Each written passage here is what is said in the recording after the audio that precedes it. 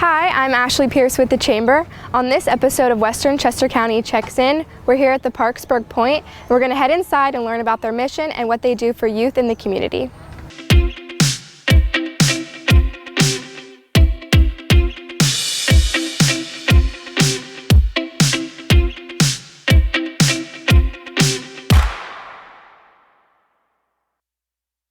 We met with the executive director, Dwayne Walton. He gives us the history of the point. There was a church down the road, a Parkesburg Mennonite church. And when you think of a church like that, you're thinking, well, they're old school, maybe they're very traditional. Well, there was a speaker that came, and the speaker said to the church that I feel that the Lord is saying that you guys should build a community center in Parkesburg. And of course, the idea was foreign to them, but they decided let's run with this, and they continued to pray on it, and they got other people involved. So by 2003, when we first opened, we had over 10 churches that decided, hey, let's look past our differences and work together to provide an after-school environment for kids who, for many of them, were getting in trouble outside. There were skaters that were always getting in trouble for skating on private property. There were basketball players that went to the park. Before they ever got a game going, there was a fight. And so we decided to bring them all together in one small space. And of course, there was some turbulence at first, but because of the perseverance of those members from the churches and the volunteers and the staff, we've been able to grow and have a huge impact. He tells us what a normal day is like at the Point. You can't explain the Point, people have to see it. But I think it's a few fundamental things that we're going to do. One, we're going to provide an after-school space for kids. And so typically we're doing 70 to 80 kids now a night, even in different age groups throughout the week. We also met with Bud Herman, the Director of Operations, and he tells us a little about their mission. The Point's mission is to equip the students and their families to help improve their lives. Our motto is every child deserves hope. So our purpose is to give them the hope, and we know the true hope is through Jesus Christ. So every day they get a Bible lesson, and our purpose is to show them the Lord, show them His love, and to just help them to improve their lives. They serve multiple age groups within the community. We serve students from 2nd grade through 12th grade with our regular programming. However, we do have additional programs where we serve post-high school students. We have a basketball program where anyone from high school through their 30s can come out and play basketball on Wednesday evenings. And then they also get a message as part of that night. We also have some speakers come in once in a while, or somebody that a couple weeks ago we had someone that was looking for staff. So they came in and told the guys what they were looking for and to see if they could get anybody interested in working for them.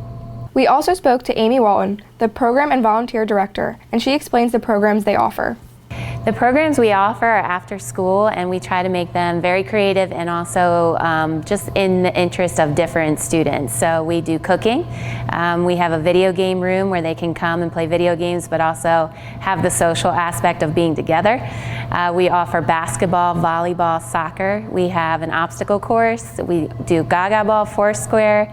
Oftentimes we'll bring people in to teach things, like in our outdoor skateboard park. We have a skateboard program director that comes in and actually teaches skating. We have a boxing gym, and we have 2 different boxing coaches that come in and teach the kids the different drills and skills of boxing.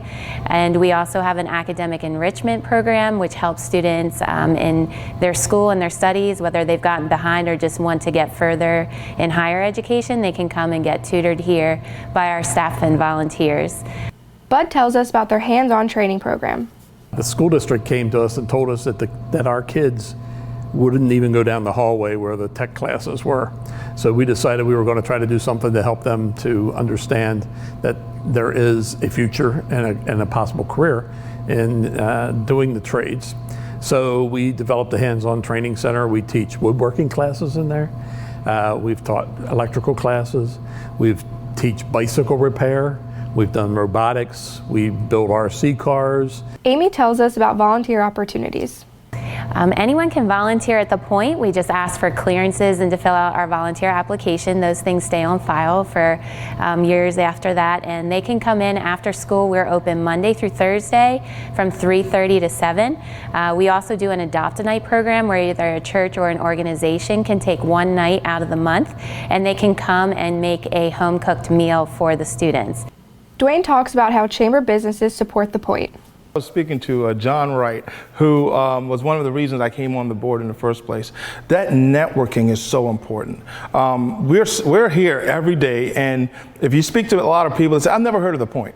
Well, once we got a part of the chamber, other people started to hear about what we do, and they'll refer people to us, but also they'll support. Even some of our funding has come from members of the business members of the chamber, but also just to get me out there so people can know, hey, the Point does exist. They have these wonderful kids in this community that we're trying to support, and come on board to help support. So besides volunteers, the networking of different people, even our live streaming events, that we made a connection on the chamber for that. So there's so many different ways that the chamber has really supported us. I think for me, networking is difficult. I'm good on stage. I'm not good on one-to-one, and that stretched me a lot. And so I've been really thankful for that. Dwayne sees the Point expanding into other communities. Maybe down the line we'll look to plant another Point somewhere in Chester County. I think it's really important. So right now we're bringing kids in from the Coatesville area and the Octorary area, but there's students all over that can really benefit in our approach. And I think there's great people in many communities that would love to support something like a Point. So for us, it's getting that messaging out and also potentially looking to plant another Point somewhere soon, hopefully.